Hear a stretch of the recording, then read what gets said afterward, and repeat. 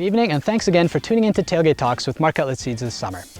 We'd like to start this episode by thanking all of the growers who came out to our silage inoculant applicator clinic on Monday night. And a special thanks to Kent Moyer, who flew in all the way from Illinois to share his wisdom and do some troubleshooting with us.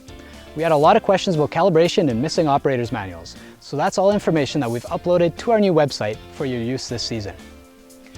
We're now starting that second half of August, and that means that the cereal harvest is in full swing and some of the early canola fields have been swathed as well. Early indications are for some average yields, and that's likely a theme that will carry forward throughout the rest of the crops this harvest as well.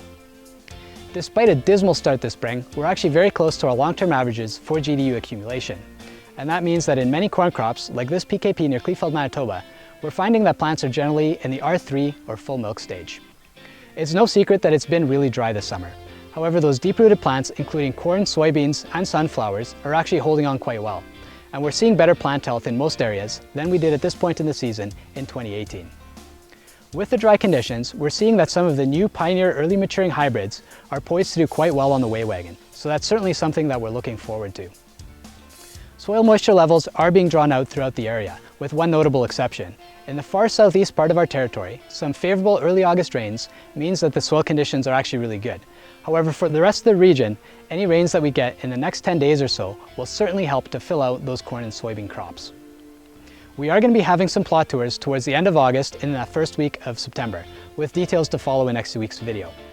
With all these exciting new hybrids in the lineup, we're gearing up for a very busy weighing season this year. So over the next couple of weeks, we'd like to map out as many of those side-by-sides and put them in our system in preparation for harvest. So please give us a call to let us know the locations or to walk the fields with us. Next, we'll take a look at the soybeans in the area. In general, soybean stands are still in decent shape. However, on light ground like here near Grunthal, Manitoba, as well as on the heavy clay where compaction is a problem, we're starting to see those drought symptoms catching up with our plants. I'm standing between some P007 A08X and P00 A49X. Both of these are later maturing extend varieties. And that means that a little bit of rain now will certainly help to perk up these plants as well as to fill in the last of that seed. In terms of insects, there's really not much on the horizon. Even in Minnesota and North Dakota, we're not seeing soybean aphids in significant numbers, so that shouldn't be a problem for us this year. However, there are pockets on some fields where we're noticing the plants bronzing off, especially in the stressed areas. And once again, this is the spider mites that have moved in from those field edges. Right now, it's just something to keep an eye on as we're not seeing field-wide problems, which would warrant some spraying. Thanks again for watching this video. Have a great weekend and a safe harvest.